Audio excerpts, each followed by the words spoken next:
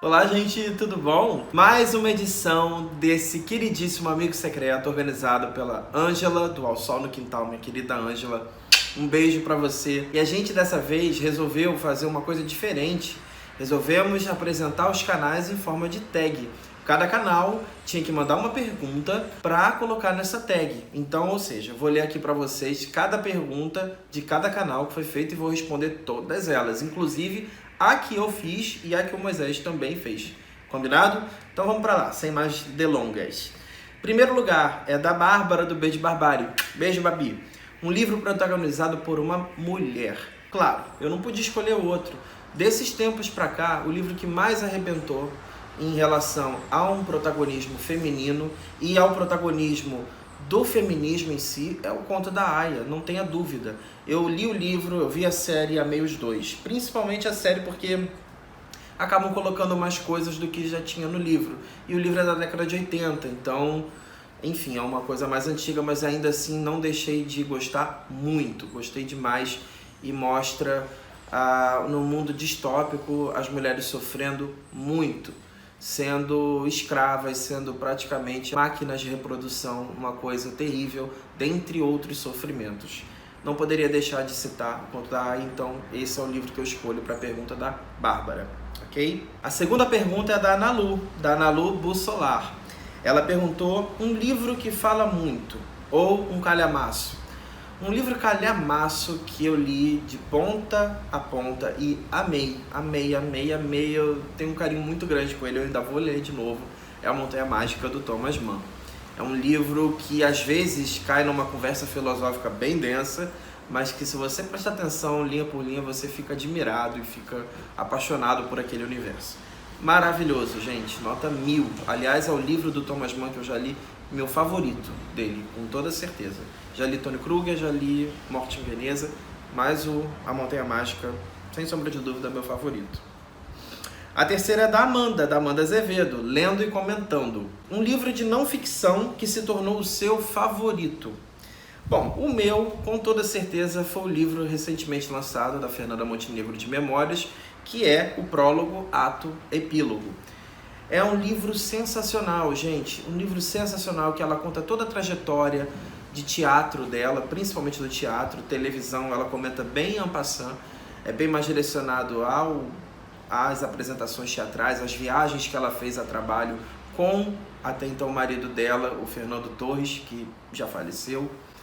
E é muito, muito bom, muito bom. Você, bom, pelo menos pra mim, né, que já teve grandes sonhos de ser ator, eu fiquei admirado com aquilo ali, eu fiquei totalmente... Entrei no livro, embarquei e fui-me embora com ela junto. E amei.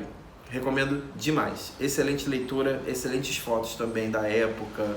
Enfim, maravilhoso. Em quarto lugar, é a pergunta do Will, do Transgressão Literária. Uma ficção histórica que se passa na América Latina. Não poderia escolher outro que não fosse A Casa dos Espíritos, da Isabel Allende. Por quê?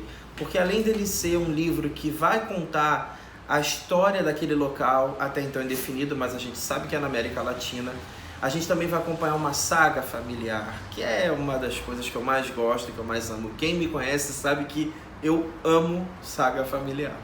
Então, eu fiquei impressionado. Essa história eu conheci, na verdade, através do filme.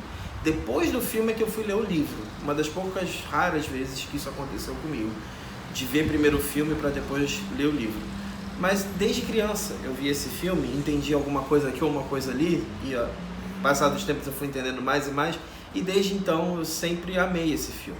Porque além dele ter essa coisa da história daquele local, ele também mistura com um certo misticismo, com espíritos mesmo. É o tipo da história que eu gosto muito por isso, porque eu gosto quando envolve um certo misticismo, espiritismo, muito bacana. Não é um livro propriamente disso, tá, gente? Não é um livro sobrenatural, de terror. É um livro muito mais histórico, muito mais de saga familiar do que disso. Mas ele envolve essas coisas também, esses elementos sobrenaturais que, pra mim, só são a pimenta da história. Quinta pergunta é a da Ângela, do Ao Sol no Quintal. Um livro sobre psicologia. Fiquei muito na dúvida em qual escolher nessa pergunta, porque eu não sabia se era um livro um pouco mais direcionado mesmo à psicologia em si, ou uma história que acompanhasse um raciocínio psicológico. Mas quando eu pensei que quase todas as histórias acompanham, a gente sempre está acompanhando o psique das pessoas, eu preferi escolher algo mais focado, que foi o Mentes Inquietas, que desses Mentes, né, da Ana Beatriz Barbosa Silva, foi o único que eu li até o fim, porque me interessava muito. Fala sobre toque, fala sobre ansiedade, fala sobre transtorno do déficit de atenção, enfim, uma boa parte dessas coisas que eu tenho, então eu gostei muito. Nesse mundo que a gente está hoje, quem é que não tem ansiedade, quem é que não está sempre apressado, nervoso para fazer alguma coisa, principalmente quem mora em cidade grande? Então é um assunto que me interessava muito, eu li todinho e gostei muito. Sexta pergunta, da Nath do Redemunhando. Um livro com pano de fundo histórico ou filosófico? Não podia escolher outro que não fosse O Tempo e o Vento, do Érico Veríssimo. Eu gosto muito dessa saga familiar e que acompanha todo o histórico, toda a história do desenvolvimento do sul do Brasil. Recomendo demais. Isso aí eu não vou nem dizer muito aqui porque eu já contei tanto isso no canal que vocês já estão carecas de saber, né? Sétima pergunta é a do Felipe, do Mafagofolândia. Mas não está escrita aqui a pergunta, mas eu lembro mais ou menos. É um livro que traga algo relacionado a artes ou a música, que também é arte, né? Eu acho que era tipo músicas ou outras artes. Há muito tempo atrás eu li um livro do Hans Donner, que é o Hans Donner e seu Universo. Sempre gostei muito das aberturas de novela, da minha infância, e bota coisa longe aí. Despedida de Solteiro, Deus nos acuda, 4x4, enfim, tudo do lado do início dos anos 90. Então eu, mais velho, comprei esse livro dele, um livro grandão, assim, pesado, com as páginas bem grossas, cheio de fotos e também cheio de texto também. Eu li muito sobre como ele evoluiu naquele processo dele, dentro da Globo mesmo. Desde que ele veio do país natal dele até a chegada à Globo e a permanência lá. Então é um livro muito bom, principalmente para quem se interessa em design gráfico, né? em arte, em Photoshop, em CorelDRAW ou em alguma coisa de vídeo, After Effects. É muito interessante como as coisas eram feitas quase que artesanalmente na época e que hoje em dia tudo é pelo computador.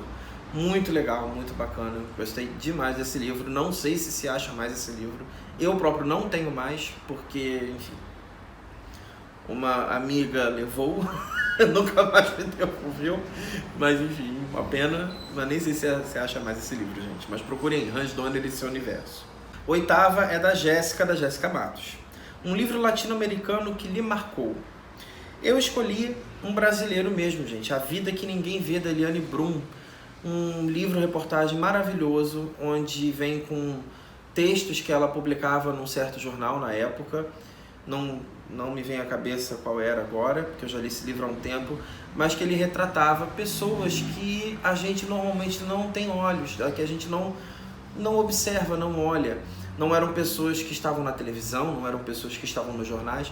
Era o gari que estava limpando a rua enquanto você está lendo o jornal de alguém importante.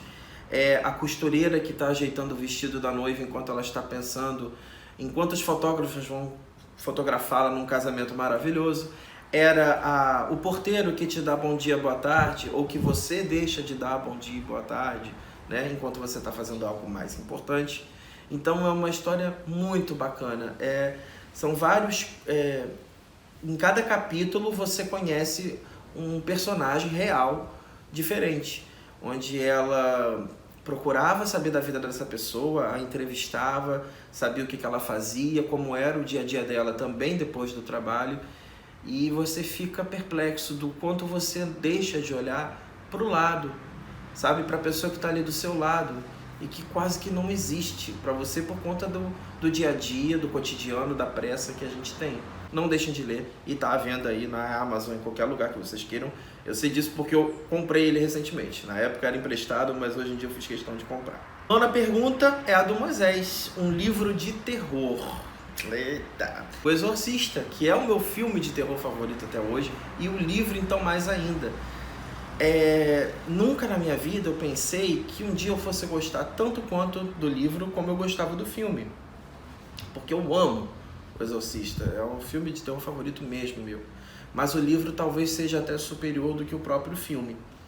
Não que eu tenha sentido medo com o livro, mas o livro ele te deixa numa dúvida constante se a Regan está mesmo amaldiçoada, se está endemoniada ou não, ou se é algum problema mesmo dela psicológico por conta da separação dos pais, por conta de tantas coisas que ela cala dentro dela, não fala pra ninguém e aquilo se somatizou e ela, quem sabe, tenha dado um surto. Então, muito interessante, gente. Leiam, porque, medo, pelo menos pra mim, nunca deu. O que me deu foi cada vez mais vontade de ler a próxima página, porque é muito interessante. A 10ª pergunta é a minha, Fernando. Um livro clássico que seja inesquecível pra você. Eu não sei, eu acho que por eu ter feito essa pergunta, me vem 1000 livros, eu não consegui escolher um só. Quer dizer, até escolho, mas eu tenho 2 aqui na minha lista. Se vocês me deem um pouquinho da licença, eu vou falar 2, tá? Memórias do Subsolo, do Dostoiévski. É um livro sensacional, já cansei de falar aqui dele no canal também. Eu acho que é uma leitura válida para qualquer pessoa. É um livro de fluxo de pensamento no primeiro capítulo, no segundo já não é mais, mas você começa a se localizar melhor no que ele estava querendo dizer no primeiro, e quando você descobre que tantas coisas que ele falou no fluxo de pensamento do primeiro eram algo mais a ver com o que ele queria ser do que o que ele realmente era, você fica... Enfim, o que aconteceu comigo, diferente de muita gente, é que eu fiquei querendo abraçar aquele personagem. Muita gente fica com ódio dele no segundo capítulo, mas eu quis abraçar. E o outro livro é O Senhora, do José de Alencar, um clássico da literatura brasileira. E eu quis escolher esses 2 porque eu não acho legal a gente deixar a literatura brasileira de lado, né? Principalmente se referindo a clássicos. Senhora foi um novelão, né? Aquilo ali é uma obra-prima para televisão, para filme, para radionovela, para qualquer coisa, porque sempre vai ser aquele tipo da história padrão que vai te fisgar do início ao fim, que vai te prender. Eu acho que ele é o início de tudo do que a gente vem assistindo de novelas e séries e filmes até hoje. Eu acho muito bom, Senhora. É um novelão muito bom, um dramalhão muito bom em que você torce pelos personagens. É muito bom. 11ª, da Lilica, do Comparando Livros. Um livro que tenha como tema o racismo. Tem assunto mais atual do que esse, gente? O racismo ou o feminismo mesmo. A gente está num momento em que todo mundo está lendo sobre isso e se atualizando e melhorando como seres humanos por conta disso. Mas eu quis escolher um livro que eu li há muito tempo atrás e que eu fiquei assim embasbacado. Ele retrata muito bem o racismo, que é o Tenda dos Milagres, do Jorge Amado. É um livro sensacional, onde você vai ver a luta de classe social, você vai ver o negro lutando por um espaço em plena Bahia, onde a predominância da população é negra e que os brancos teimavam em querer dizer que eles eram a minoria. Então é uma história sensacional que eu recomendo muito vocês lerem. É uma história de batalha, é uma história em que você torce também, que você se apaixona pelo personagem Arcanjo. Ele tem um primeiro nome que eu já esqueci, mas enfim, Arcanjo. Você quer que eles vençam aquela batalha e torce pra caramba. Leiam. 12ª é do Humberto, Primeira Prateleira. Ele é do Primeira Prateleira. Um livro nacional contemporâneo que tenha se tornado inesquecível para você. Para mim foi uma, duas da Eliane Brum. Inclusive tem vídeo do canal dele aqui, tá? É um livro que foi até então o único romance produzido da Eliane Brum e que retrata muito o relacionamento de mãe e filha e muito a questão da morte também. Eliane Brum até chegou a comentar que teve uma época que ela estava fazendo um trabalho com pessoas com câncer terminal e que ela estava com muito essa questão da morte na cabeça, pesquisando sobre isso, entrevistando pessoas que estavam à beira da morte, né, que estavam com uma doença terminal e sabiam, e o que elas estavam pensando naqueles últimos dias ou últimos meses, e foi se inspirando nisso que ela criou o Uma Duas, que ela escreveu Uma Duas. Não deixem de ler porque, bem ou mal, gostando ou não gostando, é uma experiência interessante, tá bom? A 13ª já não é uma pergunta, na verdade é um desafio para mim, porque é a do Darwin, do Seleção Literária, em que ele pediu para que a gente conte como a gente organiza a nossa estante. Não organizando. Já tentei muito organizar, já organizei todinha, mas em um mês já estava totalmente desorganizada. Eu não tenho aquela paciência de tirar o livro e colocar exatamente no mesmo lugar. E sempre estar organizando, comprando livros novos e botando exatamente onde deveria estar. Eu não tenho muito essa paciência. Até porque a experiência de entrar no quarto que eu tenho, onde tem a estante, que não é o quarto onde eu durmo, acaba sendo uma mini biblioteca. Eu gosto da experiência de sentar em frente à prateleira e escolher o livro que eu quero. Então eu vou olhando aleatoriamente, vou olhando as cores, vou olhando os títulos, vou olhando o que me interessa, o que no título me chama a atenção para escolher qual vai ser o próximo livro que eu vou ler. Então é uma coisa bem desorganizada, assim como a minha vida literária. Ela não é uma coisa, vou ler uma saga completa do início ao fim, 1, 2, 3, 4. Não consigo. Eu sou do momento. Naquele momento eu tô afim de ler fantasia, eu vou ler fantasia. Não tô mais afim de ler fantasia, nem que eu largue o livro pela metade, ou se eu tiver um terceiro livro de fantasia, largo pela metade, já vou para um outro totalmente diferente, de drama ou policial. Então, minha vida é assim, eu acho que a minha estante reflete a minha vida literária. 14ª, do Hilário, do Leitura de Cabeceira ou / Hilário Souza, ainda não sei mais qual é o nome do canal dele.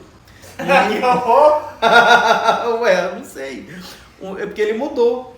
Um livro que contém bafões familiares. Amei tua pergunta, Hilary. Bom, qual outro que eu poderia escolher? Teria vários. Na verdade, de bafão familiar a minha estante está cheia. Mas o que eu escolhi foi Crônica da Casa Assassinada, do Lúcio Cardoso.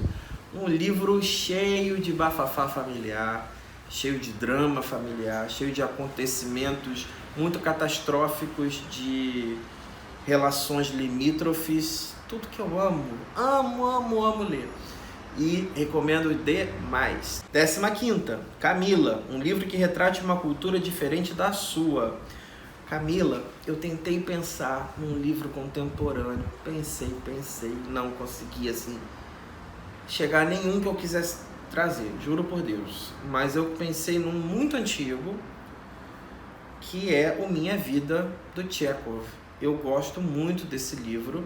Ele retrata bem o costume de uma geração muito antiga, de um pensamento, de uma linha de raciocínio que vinha em questão de trabalho, em questão de você ser, na verdade, o que você quer e não ser o que os outros querem, de você burlar as regras e mostrar também a consequência disso. Não é um livro apenas de levantando a bandeira do tipo seja feliz e seja o que você quer. Ele mostra também as consequências e faz você pensar num todo, no geral, em relação a isso. Então, Minha Vida é um livro que eu gostei muito, porque mostra esse cara que é filho de um homem rico, ou pelo menos com uma boa condição financeira, onde ele larga tudo, larga todo um futuro pela frente, de que o pai tinha almejado para ele, dele seguir determinada profissão, etc., para viver do que ele realmente gostava de fazer. Só que isso envolve não só ganhos, mas também perdas, né? E é muito interessante a gente ler.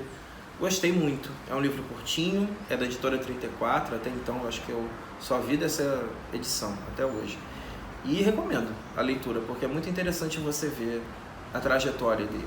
Não é um livro de formação não, mas é bem bacana, vocês vão gostar. 16º, Rodrigão, um livro de um escritor japonês. Tá, é do canal Leia para Viver, gente. Não podia escolher outra, essa não tinha como mesmo, Sono, do Haruki Murakami. Aliás, o Murakami é para mim o escritor. Eu gosto muito dele, em relação à leitura japonesa, eu gosto muito dele. E Sono, apesar de ser um livro muito curtinho, ele mistura muito aquela coisa também do real com o sobrenatural, mas ele te deixa na dúvida quanto à parte sobrenatural, entende? Acho que é algo parecido com o Exorcista que eu estava contando para vocês. E essa dúvida te gera uma agonia, sabe? Principalmente no final da leitura. Nossa, você fica, o que está acontecendo? Eu quero mais, eu quero um Sono 2, a revanche, mas não tem. Então, é um livro que vale a pena. Bem curtinho, você lê numa sentada só, delícia, mas é uma delícia. Delícia ler esse livro. E vou nem dizer que eu, como uma pessoa com insônia, ler Sono foi incrível. 17ª, da Jotinha, da J. Plufts. Uma ficção científica ou fantasia para onde você gostaria de fugir. Harry Potter. Livro de infância, li até o 5º, não cheguei a ler todos os filmes, eu vi todos, mas li até o 5º. Mas era uma delícia ler Harry Potter, gente. Quando eu pensava nos docinhos, que eles tinham, o docinho de feijão mágico, quando você pensa nas aulas de magia, meu Deus, em Hogwarts, no expresso, no trem que eles partem, na plataforma 3/4, meu Deus, não tem como. É um universo que, para uma criança ou para um pré-adolescente, meu Deus, é tudo que você mais quer. E viver aquela fantasia, né? Brincar de Harry Potter, que eu brincava muito na época, tinha brinquedinhos, tinha uma varinha, tinha uma roupinha, pô, era muito bom.